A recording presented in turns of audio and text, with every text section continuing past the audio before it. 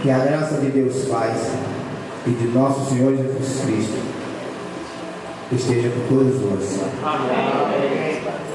Amém, Senhor. Glória a Deus. Boa noite, amados.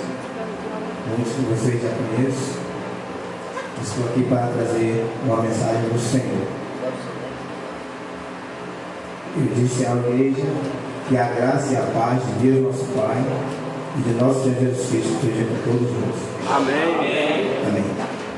Foi a respeito dessa saudação, muito usada pelo apóstolo Paulo no início da sua epístola, que o Senhor me fez meditar e trouxe uma mensagem primeiramente para mim,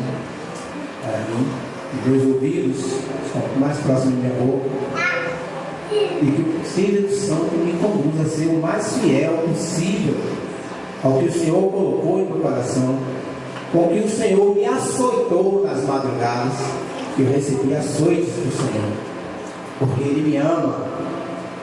A palavra dele diz que o Pai, Ele nos açoita porque Ele nos ama. E todo pai que ama o filho, Ele corrige. E o Senhor me açoitou muito nesta semana, nessas madrugadas. E começou com essa saudação: a graça e a paz de Deus nosso Pai. Nós estamos acostumados muito a ouvir essa saudação, e a igreja do Senhor já se habituou a responder mecanicamente: amém. Glória a Deus por isso, que assim seja, que a graça e a paz de Deus nosso Pai esteja sempre entre nós. Amém. Mas às vezes, amados, nós respondemos assim as coisas mecanicamente, não fazemos sentido do valor que está contido nessa saudação. A paz de Deus, ela reina aqui. Amém. Essa aqui. Principalmente quando estamos reunidos no templo do Senhor. Mas essa paz nem sempre reina lá fora. Nem sempre reina. Muito bom que nós ouvimos nas oportunidades, mostra que os irmãos têm conhecimento, sim, da palavra, que Deus é esse Deus maravilhoso, que Jesus é esse ser magnífico, como foi dito aqui na adoração, e Ele é mesmo, e muito mais, além daquilo que pensamos. Os pensamentos de Deus não são os nossos pensamentos, nem os seus caminhos dele, os nossos caminhos. Ele é muito mais. Ele é muito mais. A graça de Deus, essa ela está entre nós. Somos agraciados. Amados, vocês entenderam? Eu disse que nós somos agraciados. Amados, precisamos entender o valor disso. A graça de Deus Pai está sobre nossas vidas. Amém. Glória a Deus. E o que é graça, irmão? Favor não merecido. Alguém ousaria responder o que é graça? É o favor não merecido. O favor não merecido. Também, muitos não respondem um favor não merecido, mas um favor não merecido de uma pessoa, de um irmão para outro, já é algo de valioso, digno de agradecimentos. Imagine um valor imerecido de Deus. Aleluia, glória a Deus. De Deus. Nós não merecemos nada que Deus nos dá gratuitamente. Eu fui estudar um pouquinho graça. No Antigo Testamento diz que graça era um favor, e ela tem um sentido mais explícito no Antigo Testamento, naquelas colocações: achou graça, achar graça de Deus. A exemplo de Noé. Noé, um homem que andou com Deus e achou graça de Deus, e Deus deu a ele, concedeu a ele manter a linhagem humana, o ser humano seria destruído no dilúvio, mas através daquele homem foi continuado a geração dos homens. É o de Noé. Outro que achou graça de Deus no Antigo Testamento: Zacarias e Isabel. A Bíblia diz que eles eram homens justos, tementes a Deus, e ele achou graça de Deus e teve o privilégio de receber um favor imerecido de trazer ao mundo João Batista, aquele que viria abrir o caminho do nosso Senhor, já na sua velhice. Isabel, já nem estéril todo o tempo, nunca tinha tido a chance, e ela clamando ao Senhor pelo varão, até que foi concedido. Diz a palavra de Deus que Zacarias, no momento que ele recebeu a revelação do anjo, ele duvidou. E ele perdeu a voz e só foi conseguir falar depois do nascimento de João Batista. Outro que conseguiu, achou graça, são vários. Sansão, todos esses que Deus levantaram, Jefté, todos esses que acharam graça no Senhor, receberam de Deus um favor imerecido. E nós somos agraciados, e cada um de nós aqui recebemos o maior dos maiores do favor, não merecido por nós, não merecido. Maria foi outra agraciada, recebeu o galardão dela, trazer ao mundo aquele que seria o Salvador. Eu vou ler essa passagem rapidinho, não precisa dos irmãos, mas está em Lucas. Meu amado, você me perdoe se eu passar um pouco do horário, mas eu vou trazer o recado do Senhor. Amém, em nome de Jesus. Vou trazer a mensagem que o Senhor colocou no coração completo. Glória a Deus.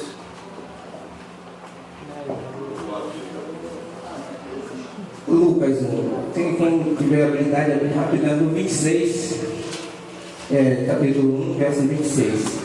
Quando o anjo Gabriel, e no sexto mês, o anjo Gabriel é enviado por Deus a uma cidade da Galiléia chamada Nazaré, a uma virgem desposada com um varão cujo nome era José, da casa de Davi, e o nome da virgem era Maria. E entrando o anjo onde ela estava, disse: Salve, agraciada, o Senhor é contigo, bendita és tu entre as mulheres. E vendo ela, turbou-se muito com aquelas palavras e considerava que saudação seria essa. Graça. Disse-lhe então o anjo: Maria, não temas, porque achaste graça diante de Deus. Maria era uma jovem temente, andava segundo os padrões de Deus, e ela achou essa graça. E aqui está um divisor de tempos, do Antigo Testamento para o Novo Testamento. Jesus, quando ele foi anunciado ao mundo, ele já veio trazendo graça para Maria, e já ali preparado aquilo que seria a graça de redenção para toda a humanidade que cresce e viesse a crer no nome dele. Maria, em um certo momento, ela duvidou também, mas ela, ao contrário de Zacarias, com a dúvida que ela teve, como se fará isso? Ela também duvidou. Porque Zacarias disse: como será isso? Sendo eu já velho, como é que eu vou conceber, gerar um filho? E Isabel também sempre estéril. Ele duvidou e ele ficou mudo. Mas Maria, ele teve: e como se fará isso, visto que ele não conhece o varão? Ela colocou também uma dúvida.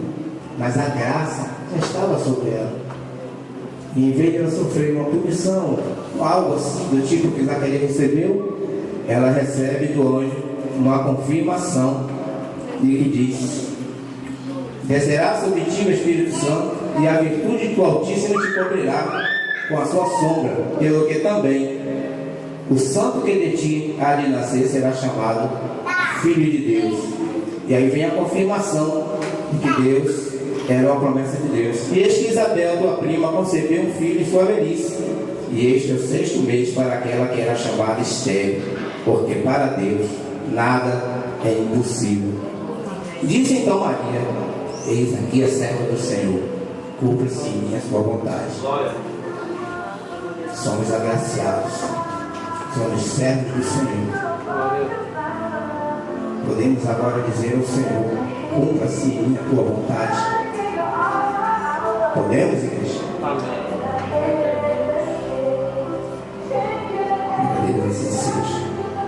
Nós vamos fazer uma leitura em Efésios para que a gente venha conhecer bem o que é essa graça. No Novo Testamento, favor de Deus que o homem não merece, Deus livremente nos concede. No Novo Testamento, a graça é um favor merecido, é um favor que o homem não merece. Ele é também um elo entre a misericórdia e a graça de Deus, pelo qual o homem chamado é salvo e justificado. O homem é habilitado para viver bem e achar isso suficiente, viver debaixo da graça. Como disse o apóstolo Paulo, a tua graça, Senhor, me basta.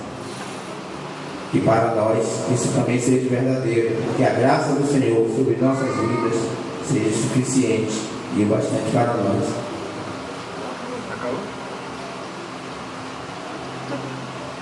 Livro de Efésios 2,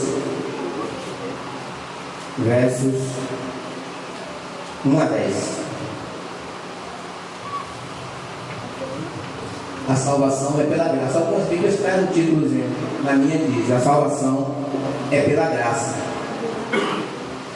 E diz: E vos vivificou, estando vós mortos em ofensas e pecados, em que no outro tempo andastes, segundo o curso deste mundo, segundo o príncipe das potestades do ar, do Espírito que agora opera nos filhos da desobediência, entre os quais todos nós também antes andávamos nos desejos da nossa carne, fazendo a vontade da carne e dos pensamentos, e éramos, por natureza, filhos da ira, condenados, prontos para a condenação do Senhor, como os outros também. Mas Deus, que é riquíssimo em misericórdia, pelo seu muito amor com que nos amou, estando nós ainda mortos em nossas ofensas, nos vivificou juntamente com Cristo, pela graça sois salvos, e nos ressuscitou juntamente com Ele, e nos fez assentar nos lugares celestiais em Jesus Cristo, para mostrar nos séculos vindouros as abundantes riquezas da sua graça, pela sua benignidade para conosco em Jesus Cristo, porque pela graça sois salvos, por meio da fé, e isso não vem de vós, é o dom de Deus. Até mesmo o recebimento da graça não vem de nós, é um dom de Deus, é um favor de Deus também, que nos convence pelo Espírito Santo da justiça, do juízo, do pecado. É Ele que nos convence e nos atrai para si. Então somente precisamos estar com o coração aberto, precisamos compreender isso. O apóstolo Paulo compreendeu muito bem isso, o prêmio que ele recebeu, porque todas aquelas coisas que ele vivia antes, ele reputou por pouco. Paulo era um homem de posses, de rico, de posições. Ele reputou. Quando ele conheceu a verdadeira graça, as riquíssimas graças de Deus, ele reputou tudo aquilo por esterco. Assim diz a palavra. No livro de Gálatas, capítulo 1, verso 15 e 17, explana bem isso. Quando Paulo ele entendeu bem isso, a graça que ele havia recebido. Mas quando aprove a Deus, verso 15, quando aprove a Deus, e desde o ventre da minha mãe me separou e me chamou pela sua graça, revelar seu filho em mim, para que eu pregasse entre os gentios, não consultei carne nem sangue, nem ternei a Jerusalém, até pois que antes já era o apóstolo antes de mim, mas parti para a Arábia e voltei para Damasco. A partir do momento que Paulo tomou conhecimento disso, ele saiu a pregar o Evangelho, saiu para pregar a salvação, porque ele viu a importância que era a graça, que é a graça de Deus em nossas vidas. A Deus me mostrou essa semana, durante as madrugadas, assim que me despertou para falar, e Deus disse claramente no meu coração: eis que meu povo tem se afastado da minha presença. O meu povo tem se afastado da minha presença. E eu fui meditar nisso, o Senhor pedi, esclarece o Senhor dessas coisas, e Deus foi me mostrando. Deus foi me mostrando que nós não temos sido gratos o quanto devemos para com Ele, porque não há como agradecer uma graça tão infinita recebida, a não ser com a obediência. A obediência que Ele nos ensina, a obediência que Ele nos manda fazer. Temos dado muitas vezes mais importância a uma graça recebida humana. Quando alguém de nós, na nossa vida secular, no nosso trabalho, fazemos um trabalho bem feito, como supor um carregador de bagagem de um hotel, é a função dele levar aquela bagagem ao hóspede cheio. Então, quando ele pega aquelas bagagens, ele leva lá no quarto, na recepção do hotel, por ele ter sido atencioso, solícito, educado, aquela pessoa às vezes até remunera, dá uma gratificação. Olha, aquela pessoa sai ali radiante, alegre, juntando com aquilo. Às vezes, como nós fazemos o nosso trabalho na empresa em que trabalhamos, durante todo o ano, estamos um bom serviço, mas nós já somos pagos para fazer o serviço e fazer bem feito, porque nós somos remunerados mês a mês. Mas quando chega no fim do ano, o patrão reconhece que pelos seus bons serviços, além daquela gratificação de 13º, de férias, ele lhe dá um bônus. Poxa, você acha o patrão mais maravilhosíssimo do mundo, o patrão muito bom. E Jesus? É verdade. E Jesus? Mas É verdade. a paz e a graça do nosso Senhor Jesus Cristo. Amém. Amém. Glória a Deus. Que esteja mesmo sobre nós. A paz de Deus. É verdade. Precisamos demonstrar alegria, amado. Alegria de estar na presença do Senhor. E acho que por isso que Ele me mostrou nessa noite, Ele me falou: este meu povo tem se afastado da minha presença. Traz meu povo de volta para mim. Foi a ordem que Ele me deu. Senhor, como? Pregue a palavra, fale de mim, exorte. Amados, eu estou aqui, eu não gosto disso aqui não.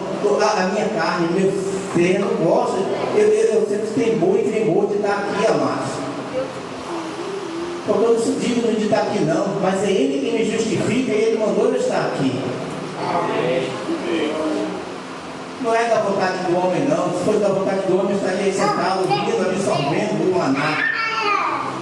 E algumas pessoas aqui esquecem, não estão nem atentos ao que está sendo falado. E isso entristece o Espírito de Deus. Entristece o Espírito de Deus. A paz do Senhor também. Isso é o cumprimento que é para ser feito de todos nós. Desejar ardentemente que a paz do Senhor esteja entre nós. Nós estamos tão negligentes com isso. E hoje, desejar a paz do Senhor Jesus já se torna palavras demais em nossa boca. E nós suprimimos e dizemos simplesmente: a paz. A paz. Porque é muito vontade dizer a paz do Senhor Jesus. Estamos se tornando um pouco assim meio pertinho e sobrevestido também. Porque quando encontramos com o irmão na quando acontece que desejamos a paz do Senhor, mas quando passamos com o ímpeto de nossa relação, nós damos bom dia. Por que não desejar a paz do Senhor para ele também? Para dar testemunho dele, que a paz dele está com você e que você está desejando para ele. Porque você diz bom dia. Eu pude testemunhar que na semana passada algo que me entristeceu muito. Me entristeceu muito o irmão chegar entre dois irmãos e o cumprimento foi: bom dia, senhores. Isso é muito triste, amado. Isso é muito triste. O relacionamento entre irmãos tem ido de mal a pior. Nós estamos conseguindo nos relacionar e nós somos irmãos em Cristo. Amados, Jesus, como foi dito aqui, estava lá, sorrindo de glória, se despiu da sua glória e veio para aqui para nos conceder a graça de morrer por nós. de ser escarnecido, cuspido, zombado. E ele não sabia de tudo isso quando ele veio aqui? Ele sabia, mas ainda assim ele veio. Por nós, ainda pecadores, ele foi e se entregou na cruz. Ele suportou tudo. E hoje nós não suportamos as falhas dos irmãos uns com os outros. Hoje nós criticamos, nós julgamos. Haverá um tempo determinado para nós julgarmos, sim, como está escrito aqui. Mas é preciso até o tempo que se manifeste. E junto com eles, julgaremos. E não agora estamos julgando uns aos outros. Estamos chegando ao absurdo, amados, de dizer que nas nossas relações hoje é melhor se relacionar com o ímpio do que com o irmão, porque se tem se decepcionado com o irmão. Isso é mentira de Satanás para dividir a igreja. É bem melhor relacionar com os irmãos que têm o Espírito Santo, embora ele seja imperfeito, como nós, cada um de nós temos as nossas imperfeições, mas ainda assim é melhor que nós relacionemos uns com os outros do que com o mundo lá fora. O mundo lá fora nós temos que resplandecer a luz de Cristo para ganhá-los para Cristo, mas um relacionamento íntimo é aqui, irmãos, irmão fraternal, que Jesus disse: e nisso conhecereis os meus discípulos, se vos amardes uns aos outros. Amarmos uns aos outros, não ter um irmão indiferença, chamar o irmão e exortar com amor, acordar, mostrar, apontar os erros, porque todos nós temos, um de nós aqui não temos, e haveremos de ter até a volta do Senhor Jesus. Nós teremos que perseverar, buscar mudança, buscar transformação. O povo de Deus, é um versículo da Bíblia que eu gosto muito, que se o povo de Deus aplicasse verdadeiramente isso na sua vida, no seu viver, nós seríamos um povo mais unido. Está em Romanos 12, apresentar os seus corpos como sacrifício vivo a Deus. Não nos conformeis com esse mundo, mas seres transformados pela renovação do entendimento. Como é que se renova o seu entendimento? Pela lavagem da palavra, conhecendo a Deus.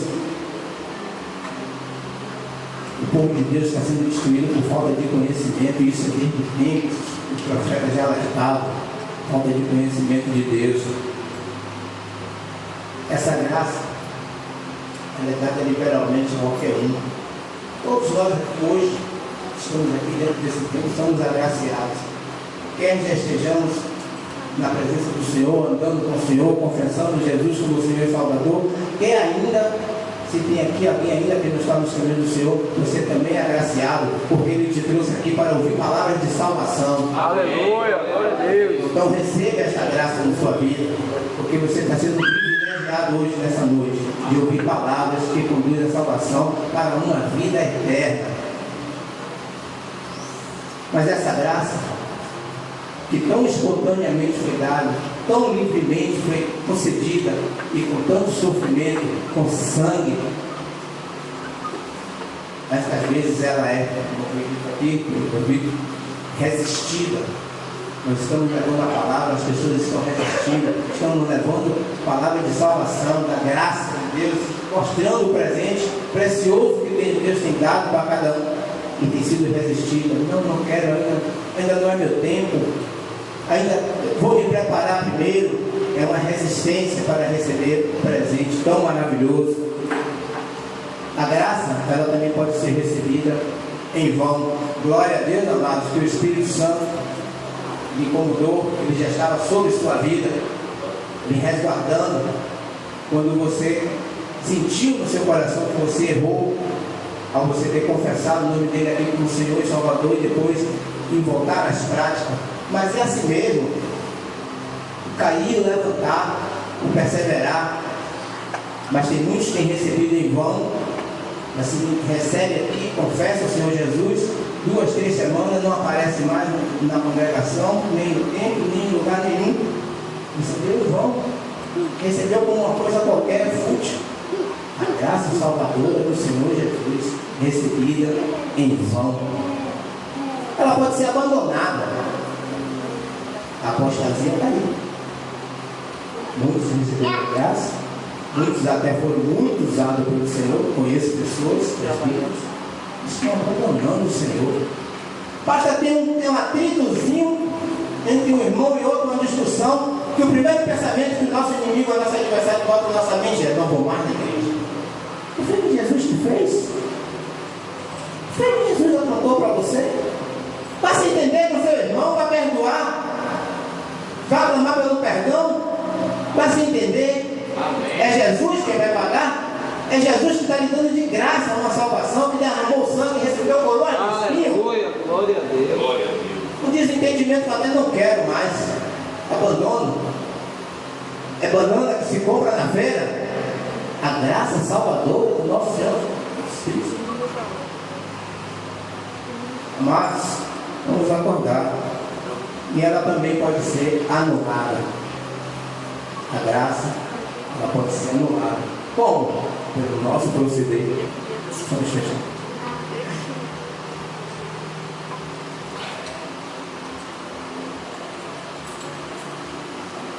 Essa graça ela pode ser anulada quando se viver segundo o ensino e ordenança de Jesus, não significa viver bem com pouco que Ele nos concede a cada dia.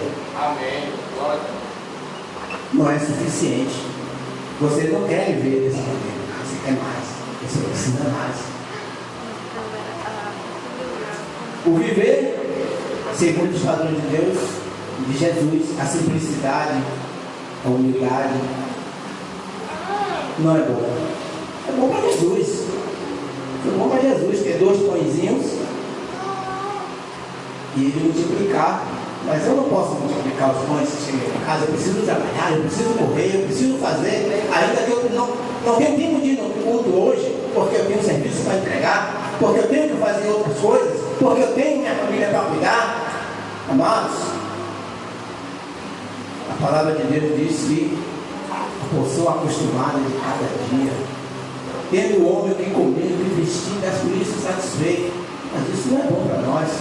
Nós queremos mais, nós precisamos mais. E isso tem me levado à desobediência. Desobediência dos ensinamentos de Deus.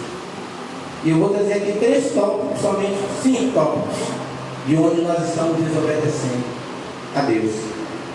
Tópico 1, Jesus ensinou: buscar o reino dos céus e a sua justiça. E essas demais coisas serão acrescentadas. Amém. Amados, você tem colocado verdadeiramente o reino de Deus, a obra, a presença, o louvor, a adoração, como centro de sua vida? Temos negligenciado, amados. Às vezes parece para nós que é a luta da carne, que o irmão falou, contra o espírito conspira contra a carne. Para nós estarmos aqui, é uma luta, é uma peleja. Felizes aqueles que conseguem vencer a barreira e estar na casa do Senhor. Porque aqui é lugar de fortalecimento, de se fortalecer para buscar e perseverar na caminhada, que a caminhada é tenebrosa. Jesus ensinou que a porta era apertada. Mas não só isso. A porta é estreita, mas também o caminho era apertado. Muitos têm passado até pela porta estreita, mas seguindo a caminhada do caminho apertado, muitos têm voltado atrás. Um outro ensinamento de Jesus, e esse aqui tem, o povo de Deus tem caído também em desobediência. Ele diz: não ajuntar tesouros na terra. Não ajuntar tesouros na terra, onde os ladrões roubam e as traças corroem. Mas juntar tesouros no céu. Muitos de nós temos buscado juntar tesouros aqui na terra, como se Jesus não fosse voltar. Temos muitos de nós preocupados com o dia de amanhã, quando não sabemos se Jesus voltará nesse exato momento aqui. Como está a sua vida? Se Jesus voltar agora, como está a sua vida? O que é que você está buscando? Onde estão suas prioridades?